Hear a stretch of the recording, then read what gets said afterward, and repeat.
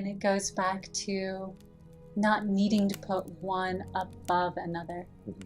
That we are all human, having the human experience, having compassion for that human experience. Now, will there be times that some need to step into a leadership role? Of course. I mean, that's going to happen. Skill sets just lend to, all right, in this situation, this individual or this group of individuals are more attuned to leading in this capacity. But then things may shift and those individuals may not be the best to lead. So if ego is what's driving us 100% of the time, then we may not have the best individuals aligned in leadership positions.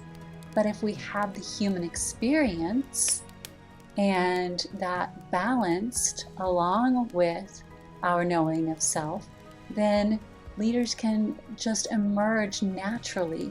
And so if the next best group of leaders is actually this group over here, then they can step up and step in and be the ones, and this group can step back and go, okay, I recognize that's not my skill set. And I'm okay with that because it isn't about me in this moment. It's about we in this moment. And step back and allow the group that is best suited for leadership to step in.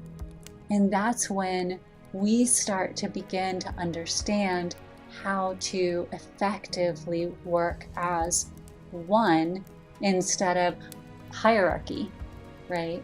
That coexistence where there will be leaders. There will always be those who need to lead.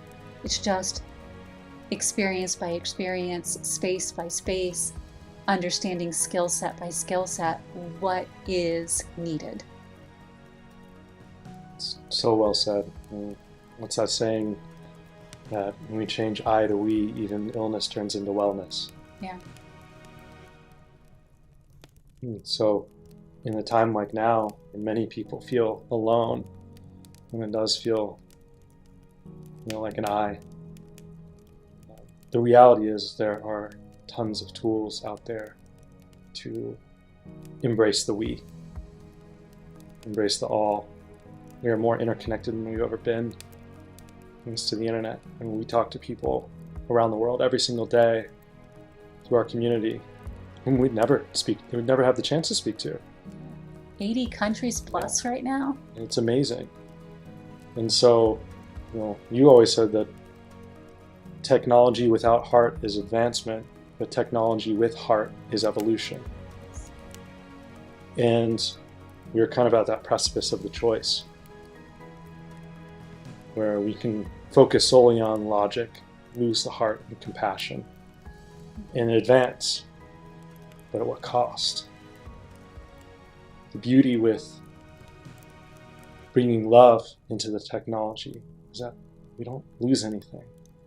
You can still have all the amazing things that technology offers. It's not an either or.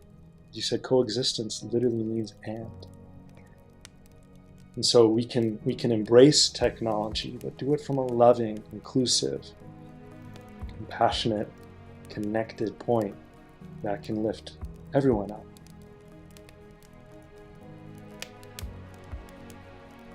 And so getting to the point of wrapping up here and talking about the compassion calisthenics, so we can work out those compassion muscles.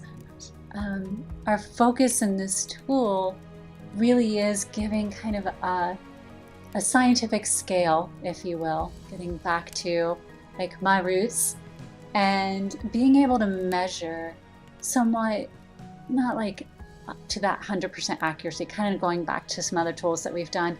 It's just like a general scale of, all right, when it comes to self-compassion, because as we talked about, self-compassion is really our ability to be kind enough to ourselves and give ourselves a little bit of grace. Mm-hmm.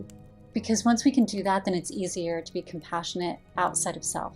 Yes. Maybe sometimes we have to start outside of self in order to direct it inward. So the tool walks through that a little bit, and it gives you a scale to understand how compassionate are you to yourself right now? Mm. And then how compassionate are you to others? And then understand, okay, well, where is my point of entry? Where might I best be suited to get my workout going? Is it internally for myself, and here are a few avenues, or is it externally so that I can be the observer and see my behaviors outside of myself first, so that then I can redirect that inward? So it's helpful in that way. And again, as we always say, like, here's a base beginning point, a base scale. Here's the information around that for you to start doing your own exploration. We're just going to give you an entry point, and then take it and find what fits for you. Kind of like what tool helps you be most in the present moment, because that'll be different for everyone. This tool will get you through the door to start observing, but then take it, make it your own. And if there are things that you find that really work for you, send them our way so that we can make any adjustments and maybe even discuss them at the end of the month when we go into a more in-depth review of the tool to help others along the way. Love it. Any parting wisdom, my love? No, I feel like we hit on a lot. And I definitely feel like the guests for this month are going to continue to expand upon compassion from, different generations to different ideologies. It's going to be a really interesting understanding, but I feel like, what would love do?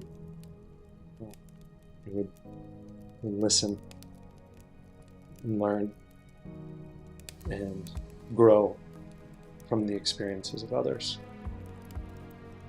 And so I look forward myself to the guests and what they share. Awesome. Yeah. How about you, my love? For me, it would be self-compassion is so important, because we have to live inside of the world we create for ourselves. And we can either make it a prison or we can make it a paradise. And that choice is solely up to us. So if we can hold compassion and gratitude and love and care for ourselves, then it is like creating our own internal paradise. If we go in an opposite direction, then it is like living in a prison. And I've done both. So I know what that's like. And the times when I was very hard on myself and never felt like I measured up. And I had so many people, unintentionally, because it was how their worlds were too, so many people putting their ideas of what they thought I should be onto me, and I gratefully ate it up with a spoon. It really created bonds and bound me inside my own prison that I had created for myself internally. And it wasn't until I found compassion for myself and self-love and self-care that I released myself from my own prison. So we talk about these things and we give these tools, but each person has to take the key and open their own cell and let themselves out to freedom. Thank you for sharing that. I love you. I love you.